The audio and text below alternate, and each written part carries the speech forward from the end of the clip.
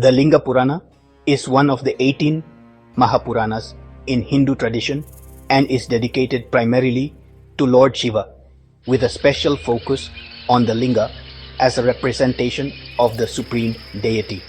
Comprising over 11,000 verses in two parts, this Purana elaborates on cosmogony, metaphysics, devotion, rituals, and the glories of Shiva. The Linga Purana is classified as a Shaivite text and is traditionally believed to have been composed by Saji Vyasa. It is divided into two sections, Purva Bhaga, the first section, and Uttara Bhaga, the second section. Each section contains numerous chapters detailing philosophical discussions, mythological narratives, and religious doctrines related to Shiva worship. The Linga Purana emphasizes the supremacy of Lord Shiva as the eternal, unchanging reality. It presents Shiva as both the creator and the destroyer of the universe. The Linga, often misunderstood as a mere symbol, is described as a representation of formless Brahman, the ultimate cosmic principle. The text promotes the idea of Bhakti or devotion and underscores the power of chanting Shiva's names and engaging in puja or worship to attain liberation or moksha. It integrates elements of Vedanta, Samkhya, and Yoga, making it a synthesis of multiple philosophical traditions.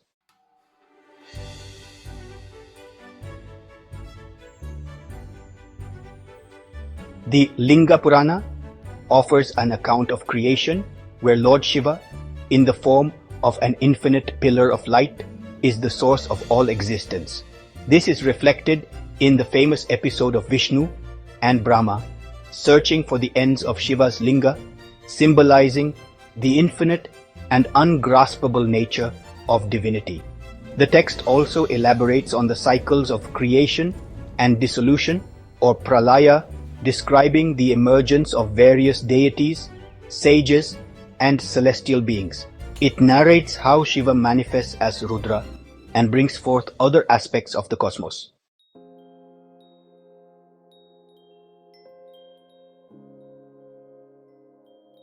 In the celestial realms, the balance of good and evil was often tested by the rise of mighty asuras, or demons, who threatened the order of the universe.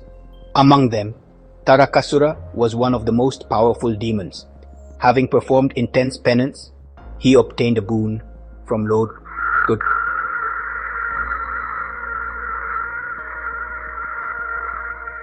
that made him nearly invincible.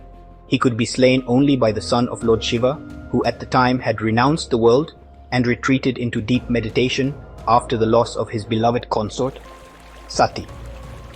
With his newfound power, Tarakasura led his demon army to conquer the three worlds, earth, heaven, and the netherworld.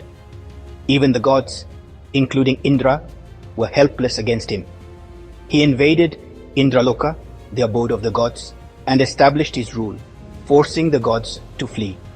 Unable to combat his strength, the gods approached Lord Brahma, seeking a way to end Tarakasura's tyranny. Brahma reminded them of the boon. Tarakasura could only be killed by Shiva's son. However, Shiva, mourning Sati's demise, had withdrawn from worldly affairs and was engaged in deep penance on Mount Kailash.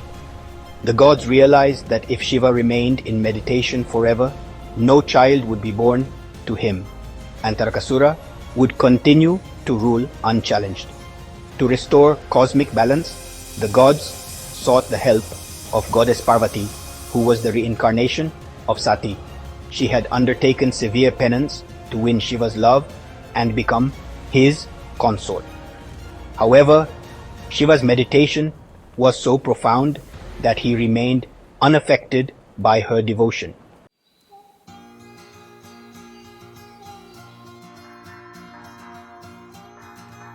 Desperate, the gods turned to Kamadeva, the god of love, to awaken Shiva's emotions. Kamadeva, though hesitant, agreed to shoot an arrow of love at Shiva. As Kamadeva released his arrow, Shiva's meditation was disturbed and he opened his third eye in anger, instantly reducing Kamadeva to ashes. However, the spark of love had been ignited in Shiva's heart for Parvati. Parvati's unwavering devotion and asceticism eventually melted Shiva's heart, and he accepted her as his wife. Their divine union was celebrated by the gods, for they knew that from this union, the warrior who would defeat Tarakasura would be born. As per divine prophecy, their child was destined to be extraordinary. However, the conception of Skanda was not straightforward. The energy of Shiva's seed was so intense that even the gods could not contain it. To prevent destruction, Agni, the god of fire, carried the divine energy, but it was too powerful for him as well. At last, the celestial Ganga took the energy and carried it to Saravana, a mystical forest of reeds. There, the energy transformed into 6 beautiful infants. The divine Kartikeya was born when goddess Parvati lovingly embraced all 6 babies, merging them into one being with 6 heads, symbolizing his omniscience and supreme knowledge. Because he was nurtured by the 6 Kritikas or celestial nymphs, he was also known as Kartikeya.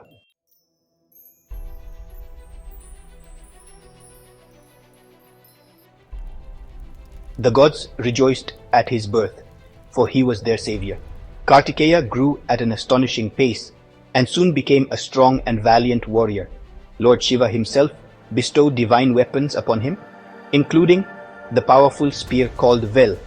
The gods anointed him as the commander of their celestial army. With his divine purpose clear, Skanda led the army of the gods to battle against Tarakasura. Mounted on his peacock, he charged into battle, his presence striking fear into the hearts of the demons. A fierce war ensued, lasting many days. Tarakasura, armed with his boons, was nearly invincible. However, with his unmatched valor and the blessings of his divine parents, Kartikeya attacked with precision. Using his mighty Vel, Kartikeya struck Tarakasura in his chest, shattering his boon-protected defenses. Mortally wounded, the demon finally met his end, and the balance of the universe was restored. The gods hailed Skanda as their great protector and celebrated his victory over evil.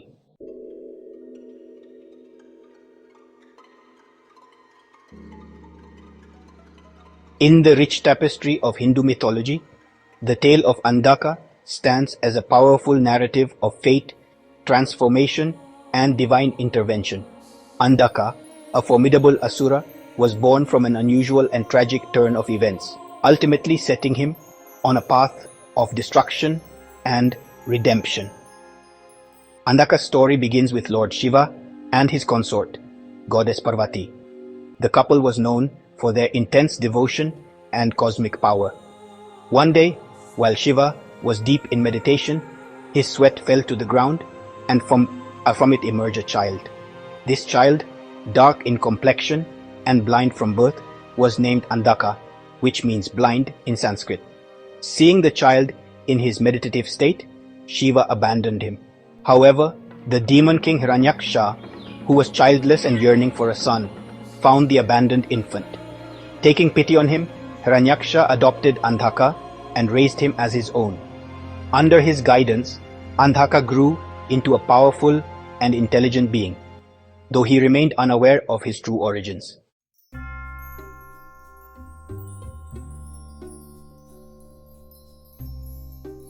When Hiranyaksha was eventually slain by Lord Vishnu in his Varaha incarnation, Andhaka inherited his kingdom. Despite his initial ignorance of his lineage, his thirst for power and influence grew. Soon, he embarked on severe penance to please Lord Brahma, seeking invincibility and dominion over all 3 worlds. Andhaka's penance was so severe that it shook the heavens, forcing Brahma to appear before him. The asura requested a boon that made him invincible, asking that he could only be killed if he ever lusted after his own mother. Considering Andhaka's ignorance of his birth, Brahma granted the boon. confident that such a condition would never arise.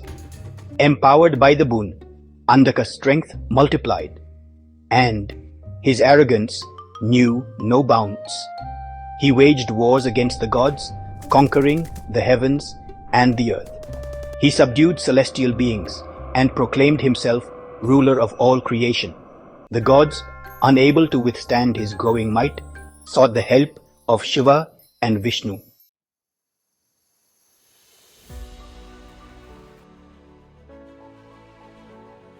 Blinded by power, Andhaka's arrogance led him to a grave mistake. One day, he heard of a goddess renowned for her unparalleled beauty and grace, residing in the Himalayas. Overcome with desire, he resolved to claim her as his own. Andhaka was unaware that the goddess in question was Parvati, his own mother. He stormed Mount Kailash with his army, demanding that Parvati be handed over to him. Shiva, enraged at the audacity of Andhaka, prepared for battle. However, Andhaka, confident in his boon, fought with unrelenting force. His power was immense, and he was able to regenerate from every wound, making it impossible to defeat him by conventional means. Realizing that Andhaka's boon was the key to his downfall, Shiva devised a plan. As the battle raged on, Parvati revealed her divine form, causing Andhaka to falter. Overcome with lust at the sight of her beauty, he expressed his desire to claim her as his consort. The moment Andhaka's desire surfaced, the boon granted by Brahma turned into his downfall. Shiva, seizing the opportunity, struck him with his trident, mortally wounding him. However, rather than perishing immediately, Andhaka underwent a transformation. As he lay dying, he realized his folly and repented for his sins. Recognizing his genuine remorse, Shiva, in his infinite mercy, offered him redemption. He purified Andhaka and accepted him as his son once again. Andhaka was granted a new form, free from his demonic past, and he took his place among Shiva's devoted followers as Bringi.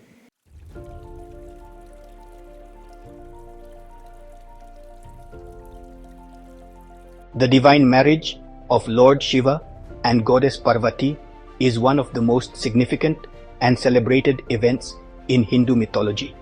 It symbolizes the union of the cosmic forces of destruction and renewal, representing the eternal balance of the universe.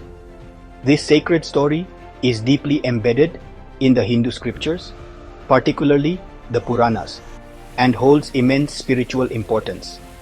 According to the ancient texts, after the tragic self-immolation of Sati, Lord Shiva withdrew from the world and immersed himself in deep meditation in the Himalayas. The universe soon fell into disarray as demonic forces, led by the demon king Tarakasura, grew stronger. A prophecy foretold that only the son of Shiva could defeat Tarakasura, but Shiva, lost in his asceticism, showed no interest in worldly matters. Meanwhile, the goddess Shakti reincarnated as Parvati, the daughter of King Himavan and Queen Mena. From an early age, Parvati exhibited immense devotion to Shiva. She was determined to marry him, understanding her divine purpose, to bring Shiva back into the world and ensure the birth of their son, Kartikeya, who would vanquish Tarakasura. Despite her beauty, wisdom, and noble birth, Parvati faced an immense challenge in winning over Shiva, who remained detached from worldly affairs. To gain his favor, she undertook rigorous penances in the dense forests, forsaking all comforts. She subjected herself to severe austerities, surviving only on leaves and eventually giving up food and water altogether.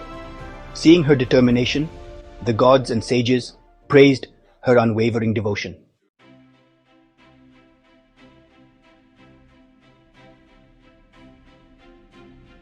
Pleased by her unwavering penance, the great sage Narada approached Lord Shiva and spoke highly of Parvati's devotion. However, Shiva decided to test her. He disguised himself as an ascetic and spoke ill of Shiva, questioning why Parvati would desire such a detached, ash-smeared yogi as her husband. Undeterred, Parvati defended Shiva's virtues, declaring her unwavering love and commitment. This deeply impressed Shiva, and he finally accepted her as his divine consort. Despite Parvati's devotion, Shiva remained in deep meditation.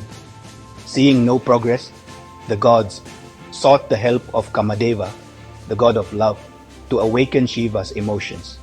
Kamadeva shot his arrow of love at Shiva, but the ascetic god, angered by the disturbance, opened his third eye and reduced Kamadeva to ashes. This act shocked the gods, and Parvati felt saddened by Kamadeva's fate. However, Shiva had indeed been stirred by Parvati's love and devotion. His heart gradually softened, and he finally emerged from his meditation, acknowledging Parvati's dedication.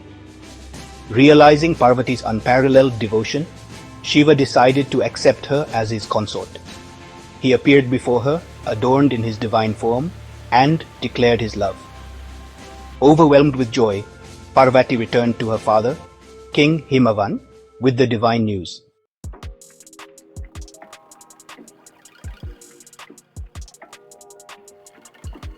King Himavan and Queen Meena were overjoyed at the prospect of their daughter marrying the mighty Shiva. The celestial wedding preparations commenced with great enthusiasm. The gods, sages, and celestial beings assembled to witness this grand union. Invitations were sent to all the divine realms, and the heavens resonated with hymns and chants.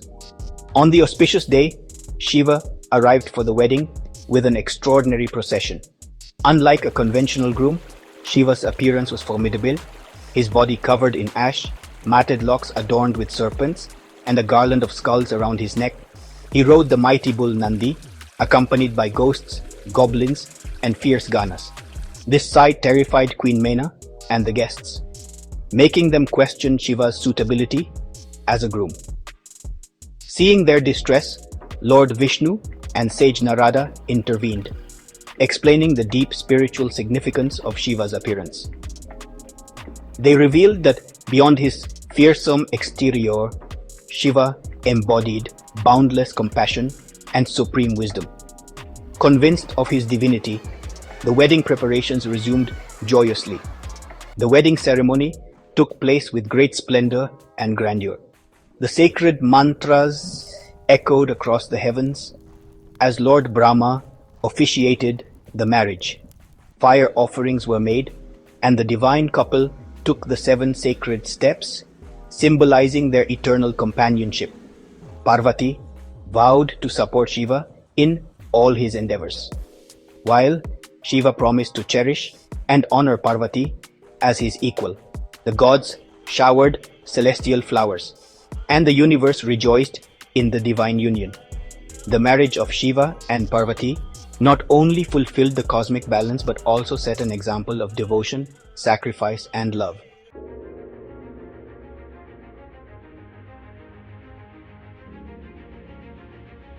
In Hindu mythology, Lord Shiva is revered as the supreme being, the destroyer and transformer, who embodies both asceticism and immense power.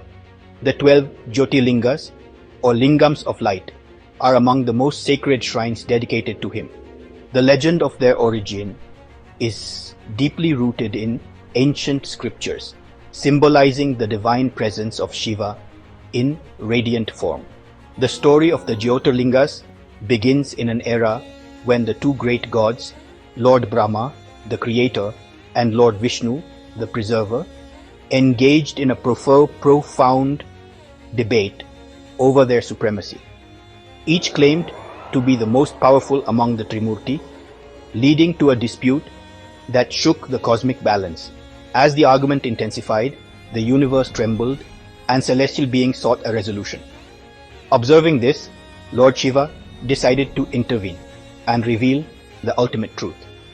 To end the dispute, Lord Shiva manifested as an immense, infinite pillar of divine light, a Jyotirlinga that extended beyond the reach of vision both above and below. He then challenged Brahma and Vishnu to determine its limits. Vishnu transformed into Varaha, the boar, and delved into the depths of the underworld searching for the base of the radiant column. Brahma, assuming the form of a swan, soared into the heavens, attempting to locate its summit. Despite their best efforts, neither could find the beginning nor the end of this boundless radiance.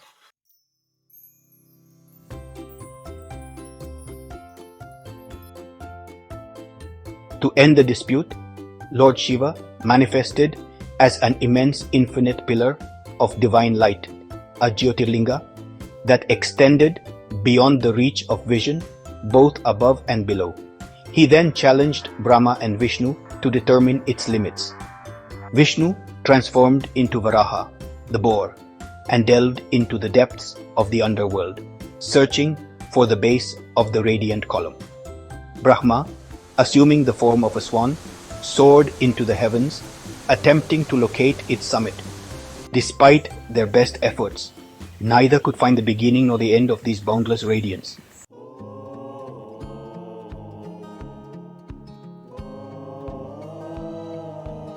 After eons of searching, Vishnu returned humbly, acknowledging his inability to measure the pillar's vastness. Brahma, however, falsely claimed to have reached the top and presented a ketaki flower as evidence. This deception angered Lord Shiva, who cursed Brahma, decreeing that he would never be worshipped in temples. The ketaki flower was also cursed never to be used in Shiva's worship. Vishnu's humility, on the other hand, pleased Shiva, who declared him worthy of devotion. The Jyotirlinga then split into 12 radiant manifestations across different sacred locations in India, each symbolizing Shiva's divine and infinite energy. Each Jyotirlinga represents a distinct aspect of Lord Shiva's presence and grace. The 12 revered shrines are 1. Somnath in Gujarat, the first and most significant Jyotirlinga. It has withstood multiple invasions and destruction, symbolizing resilience and devotion. 2. Mallikarjuna in Andhra Pradesh, known as the Kailash of the South. This temple signifies Shiva and Shakti's combined divine presence. 3. Mahakaleshwar in Madhya Pradesh, located in Ujjain. This Jyotirlinga is believed to be self-manifested and controls time itself. 4. Omkareshwar in Madhya Pradesh, situated on an island shaped like the sacred Om. This Jyotirlinga embodies the essence of the cosmic sound. 5. Kedarnath in Uttarakhand, nestled in the Himalayas. This shrine is associated with the Pandavas from the Mahabharata. 6. Bhimashankar in Maharashtra, linked to Lord Shiva's victory over the demon Tripurasura. This temple is a beacon of divine triumph. 7. Kashi Vishwanath in Uttar Pradesh, located in the holy city of Varanasi. It is considered the spiritual capital of India. 8. Trimbakeshwar in Maharashtra. This Jyotirlinga is associated with the sacred Godavari river and the legend of Gautama Rishi. 9. Vaidyanath in Jharkhand or Bihar, known as the healer. This shrine is believed to grant health and well-being. 10. Nageshwar in Gujarat, symbolizing protection. This temple is associated with Shiva's defeat of a demon to save his devotee. 11. Rameshwar in Tamil Nadu, associated with Lord Brahma. This Jyotirlinga represents devotion and penance. 12. Krishneshwar in Maharashtra, the smallest Jyotirlinga, yet immensely powerful. It signifies unwavering faith and devotion.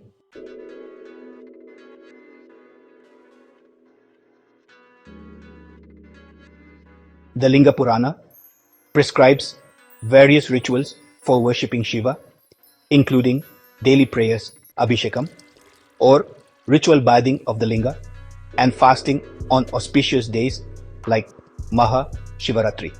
It describes the construction of Shiva temples and the significance of sacred sites, particularly those associated with Jyotirlingas. The Purana highlights different forms of yoga, including Jnana Yoga, the path of knowledge, Bhakti Yoga, the path of devotion, and Karma Yoga, the path of action. It discusses meditation techniques focusing on the linga and the recitation of Om Namah Shivaya for spiritual elevation. The Linga Purana advocates principles such as non-violence, truthfulness, compassion, and self-discipline. It warns against materialistic pursuits and urges individuals to lead a righteous life to achieve ultimate liberation. The text describes the final dissolution, Mahapralaya, where all creation merges into Shiva. It presents a cyclic view of time, emphasizing that destruction is followed by regeneration, a theme consistent with Hindu cosmology.